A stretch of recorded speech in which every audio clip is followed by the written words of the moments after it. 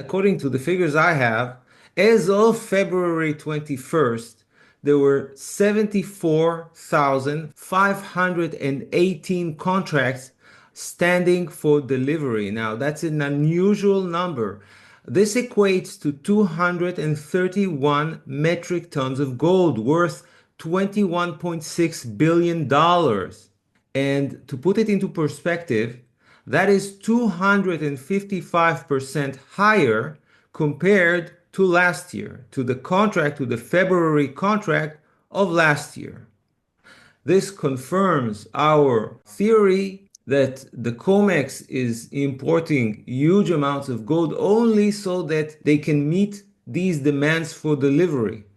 Now, we should, at this point, try to identify, who is standing for delivery, who's that party with so much money and so much clout that it can get the COMEX to import all that gold, to suck all the gold from the entire world, from London, from Switzerland, from Dubai, from wherever they can get it.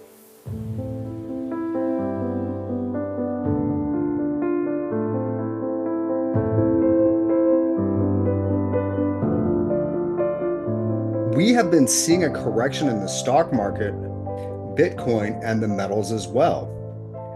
If or when the stock market enters a bear market and the stocks start to drop in price, do you expect that gold and silver will rebound quickly?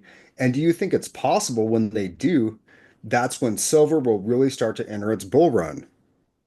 Yes, so in the past few days, we have been seeing a substantial correction in the stock market and in Bitcoin, and gold is probably getting dragged down with the rest of the market. And this could be the beginning of the recession that we've been talking about for so long. In the past few months, we've been talking about the possibility of a recession, which will drag everything down, including the metals. Judging by past instances of a recession, usually gold and silver correct together with the market. But once the Federal Reserve intervenes and starts easing again, fears of inflation reemerge. And then you see an uptick in the demand for gold and silver. You see their price starting to rebound and eventually setting new highs. This is what we've seen repeatedly, and we can expect that to happen again. Now, there are some analysts who are arguing that this time it's going to be different and that perhaps the correction in gold and silver is going to be shallower or perhaps even non-existent. Who knows? I can't tell. I just focus on the long term. I focus on the fact that inflation is still here. As a matter of fact, it's been inching up lately, and yet, if we are entering a recession, I expect the Federal Reserve to start easing. So they're going to start easing into already hot inflation. So you get the double whammy of having the Federal Reserve ease into an already inflationary environment. So you get a very hot inflation. This is what I expect to see. And perhaps this is going to launch the true bull market in silver. Finally, we've been waiting for it for so long. Yes, we have been patiently waiting for it for a long time. And, if it was brief or hardly noticeable, the correction in the metals, that would be fine with me. And who knows, maybe that will be the case, and that would be great. But it sounds like worst case scenario, we'll see what we have seen previously, where they would dip and then they would rebound relatively quickly compared to stocks, for example. So at least that's something great to keep in mind. I'm going to risk sounding conspiratorial for a bit, but I think that when the stock market is correcting, that's the opportunity for banks to hammer the price of gold and silver. And I wouldn't put it beyond them even trying to initiate a correction in the stock market only so that they have an excuse to hammer gold and silver. Because I think the gold and silver issue is so important to them, it's so crucial for for the survival of the dollar that I actually think that the powers that be are willing to sacrifice the stock market in order to save the dollar. I think it's an actual possibility. That makes sense because you figure gold is a tier one asset and the dollar itself is considered to be a tier one asset. So they have a lot of people, central banks around the world holding dollars. And of course, they don't want it to look bad. They can't help but allow the price of gold to rise. That's evident. But they wanted to rise very slowly so that it wouldn't attract too much attention. That's what they are truly fearful of gold and silver starting to attract the attention of investors and speculators and catching a bid this way. And so long as the price of gold is rising very slowly and perhaps with a few corrections, then it's fine. Then it's going to stay, unnoticed by the wide public. It's the moment that the public starts noticing what's happening, then they truly lose control over inflation and over the future of the dollar. Right, absolutely. And it is tempting for big governments to want to hoard gold. It makes sense that the US government might be interested in increasing its gold stockpiles because, gold lasts forever. It has no counterparty risk. When governments have gold, it means they are more independent and less reliant on others for their economic stability. So it's a real fight for the US government to keep the dollar front and center like they have been for a long time now. Because gold just makes a lot of sense. Look, as far as the US government is concerned, they can't buy more gold without hurting the position of the dollar. Because in order to accumulate gold, you need to have a surplus. When you have a surplus, then you can use those dollars to buy gold. But if you're doing that with newly printed dollars, which were printed out of nothing, if you're taking on more debt in order to buy gold, then you're just pouring more fuel on the fire of inflation. I don't think it does any good to the Fed to buy gold when you have inflation and when you still have a deficit. That makes sense. You're just exacerbating the situation, Yeah. adding more fuel to the fire, like you said. So, in regards to gold, there has been a lot of gold flowing into the US from London and Switzerland. What do you think could be causing it? Is it possibly the threat of tariffs, maybe the upcoming gold audit at Fort Knox, or could this be bankers that want gold on hand in case of a revaluation, or maybe they need to cover contracts? What do you think might be going on? Well, first of all, let's just mention that over 600 metric tons of gold have flowed to New York since November, since Trump was elected, and that's a very large number. That's the latest figure. Perhaps it has even increased since then. We're not sure. Now, the bulk of that amount is probably coming from the LBMA, and it's draining the liquidity in the London bullion market, which is critical because it's as though someone is willing to sacrifice the integrity of the LBMA in order to save the Comex. Perhaps they think that the Comex is currently more important, that it's more important that the Comex continues to function and is able to deliver physical gold than to keep the integrity of the London bullion market. Now, a couple of weeks ago, like you and I were speculating that the reason that all this gold is flowing to New York is because someone rich and powerful is standing for delivery at the COMEX because we know that only a very powerful party, someone who has some clout, can Right. get the COMEX to deliver such huge amounts of gold because usually the COMEX deals mainly with paper gold and it delivers some gold only in order to keep the appearance that there is some legitimacy to this market, but most contracts eventually get rolled over to the next month or get settled in cash. There's a very small percentage of the contracts being traded there at the COMEX that actually stand for delivery.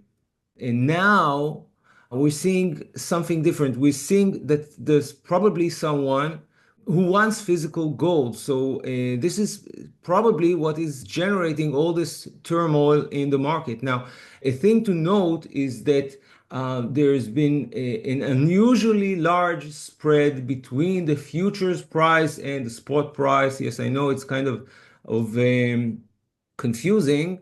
I'll try to explain it very briefly. Well, the futures price is always a bit higher than the spot price because, of course, if you want gold in the future, that means that you need to pay for its storage costs and insurance costs in that time period. So the futures price is always supposed to be a little higher than the spot price, but the two are supposed to converge as we get closer to the end of the month and the active contract is drawing to its close.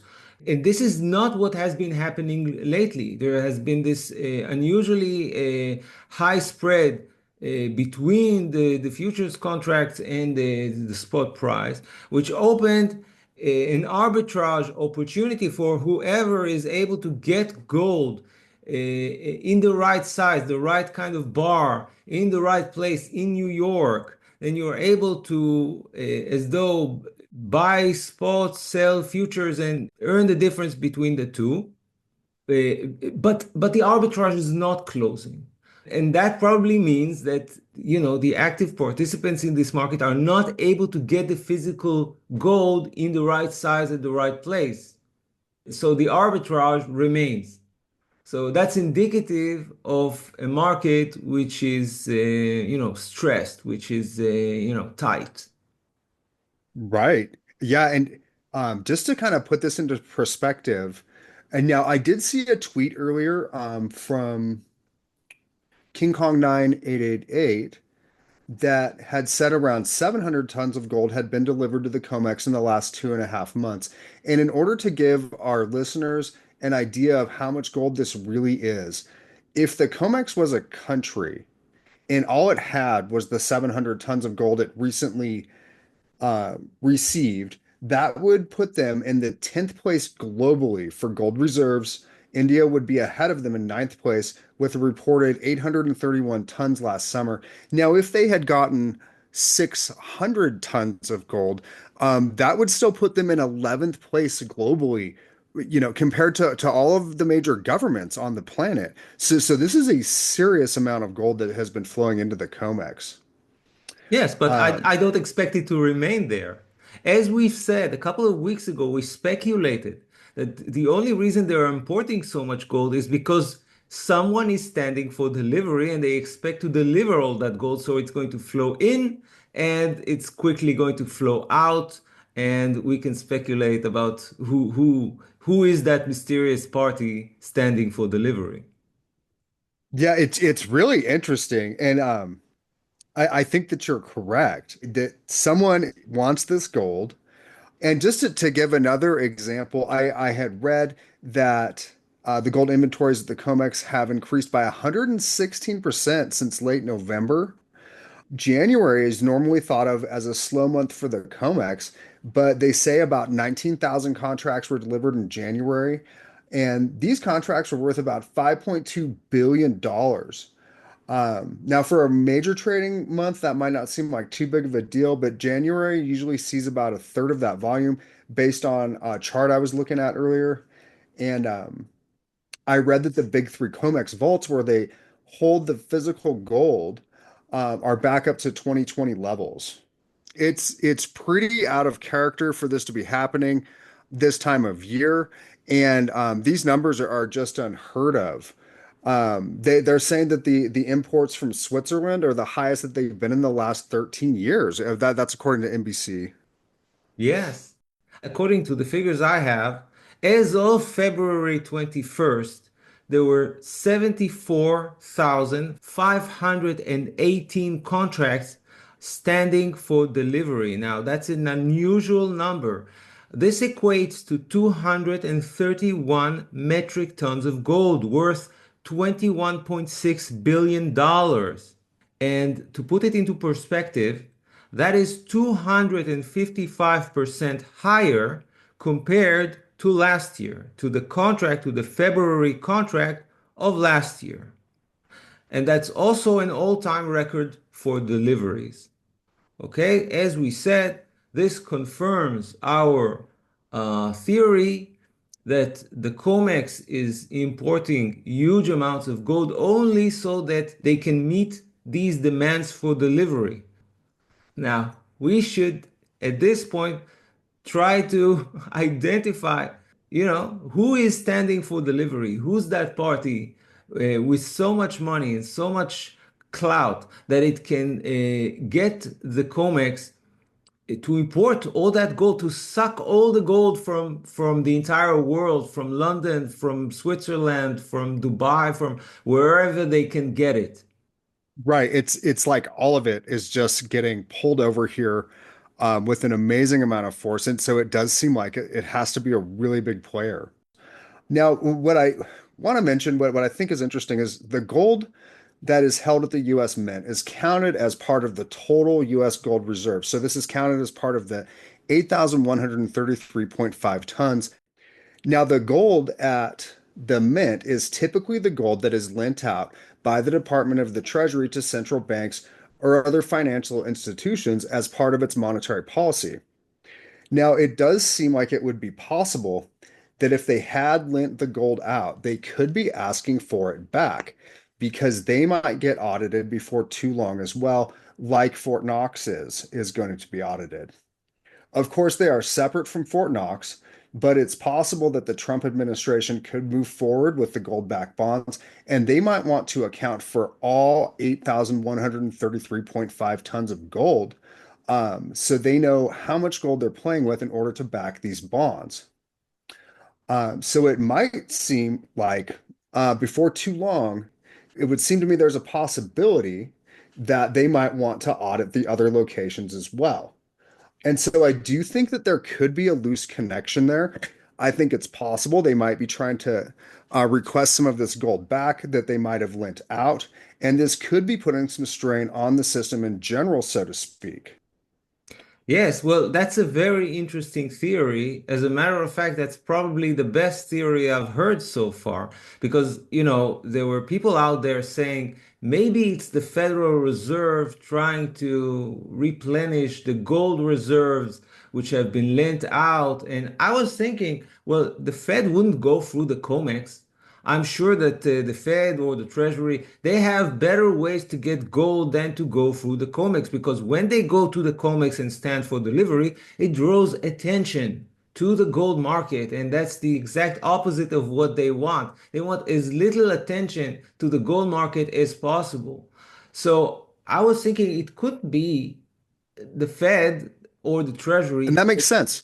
Yes, but then you asked me maybe if the Fed or the Treasury leased gold out from the US gold reserves to someone else, and now they want it back. So that party now has to scramble to get that gold back so they can give it Right. back to the Treasury or the Fed. So, you know what? This actually could be what is happening. This could be the explanation. So there is someone who leased gold from the US government, now has to give it back and is scrambling to get it from wherever they can. So they just, they're standing for delivery at the COMEX. And since they are so powerful, The Comex has to acknowledge their request and fulfill it somehow. Right? They're forced to play ball. Yes, but They who got to is do it. that party? Who has done it? Could it be a bank? I don't know. But then again, Possibly. yes, but then again, if it was a bank, if it was a large bank, then they wouldn't go through the Comex. You know, I wonder if it's just putting strain on the whole system. Like if they lent it out to someone, let's say they lent it out to a bank, and then the bank had contracts on it, and they were based out of London, and now they got to ship it back overseas, and they say, hey, no problem, um, we'll just get more gold to replace this gold, and we'll get this shipped out. Um, I could see it just putting a strain on the whole system, but it is hard to say, and of course it's just a theory. But the Treasury does lend gold out, and so I mean it's possible that it's all intertwined. Yes. Look, my hunch is that the big banks wouldn't go through the COMEX. They don't need that process.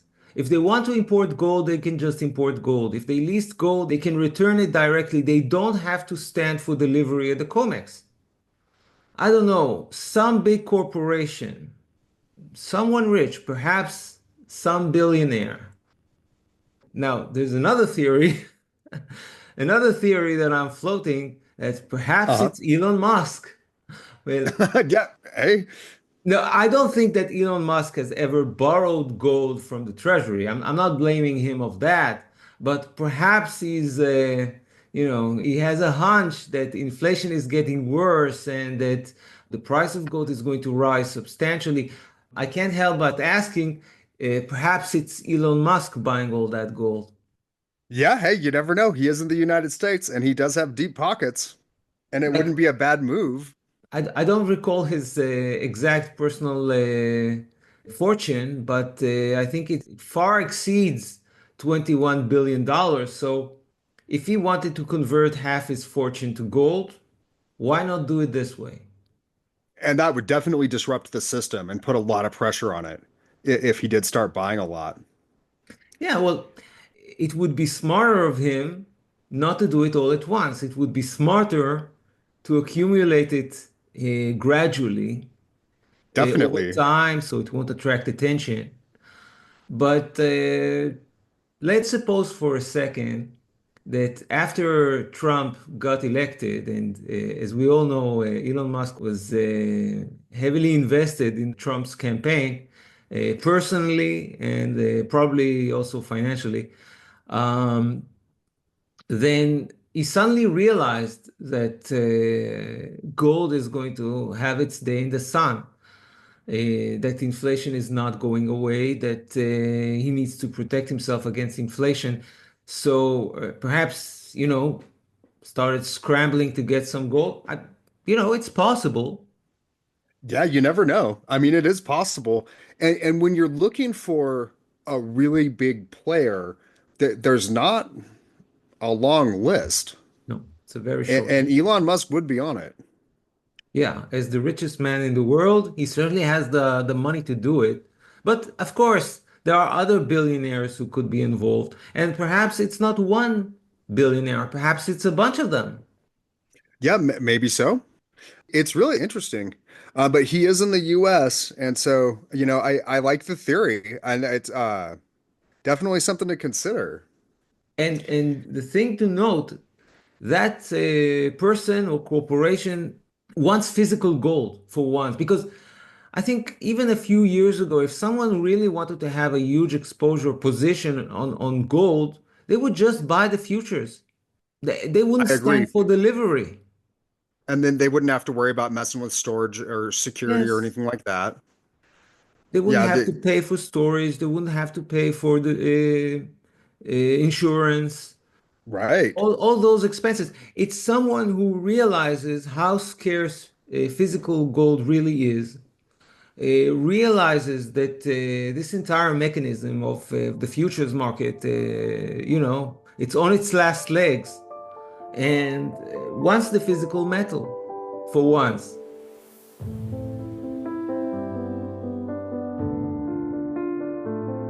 Thank you for listening to the Silver Hermit podcast. If you like this content, please donate in the link which appears in the description below. Please subscribe to this channel and share it with your friends and family. Hit the bell icon to be notified whenever I release a new video. Remember, I'm not a licensed financial advisor. This video is intended for general informational purposes only and should not be regarded as investment advice. Before taking any investment decision, please consult with a professional financial advisor who may assess your personal investment objectives and needs.